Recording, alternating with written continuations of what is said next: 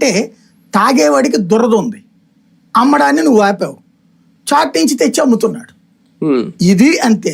బియ్యం అనేటటువంటిది నువ్వు ఇస్తున్నావు, తినేటటువంటి బియ్యం కాదు.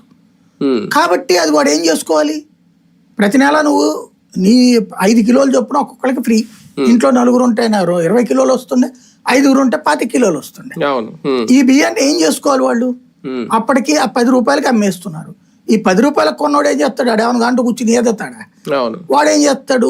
ఒకటి, ఈ రోడ్ల పక్కన టిఫిన్ బోళ్ళు వాళ్ళు వీళ్ళు ఉంటారు కదా, వాళ్ళు కొనుక్కుంటారు ఇది. రెండవది, కొంతమంది ఆ కోళ్ల ఫారాల వాళ్ళు కూడా కొంటున్నారు. ఇది తక్కువ రేటు. కొంచెం ఎక్కువ రేటు లారీలు కొనేది ఎవరయ్యా అంటే బ్రోకర్లు. ఈ బ్రోకర్లు ఎవరయ్యా అంటే ఇదివరకు వైసీపీ వాళ్ళు, ఇప్పుడు తెలుగుదేశం జనసేన వాడే ఉంటాడు. అందులో మొహమాటం ఏం లేదు, ఊరికినే కజ్జప్పచ్చు. కానీ వాడిని తిడతాం, మన నాయకుడు ఉంటాడు, అంత మించేం లేదు. లేకపోతే అక్కడికి అసలు చెన్నైకి ఎట్లా వెళ్ళినాయి బియ్యం, చెన్నై నుంచి చైనాకి ఎట్లా వెళ్ళినాయి అన్నది కనుక్కో, నువ్వు తెలిసిపోతుంది అసలు ఏం బియ్యం వెళ్ళింది. Simple logic. ప్రతి రైతు తను పండించినటువంటి పంట రికార్డు చేయమనండి, ఆ రికార్డు తర్వాత ఎక్కడికి అమ్మాడు అనేది రికార్డు చేయమనండి, అక్కడి నుంచి ఆడు ఎక్స్పోర్ట్ చేసింది రికార్డు చేయమనండి, సింపుల్ అయిపోతుంది.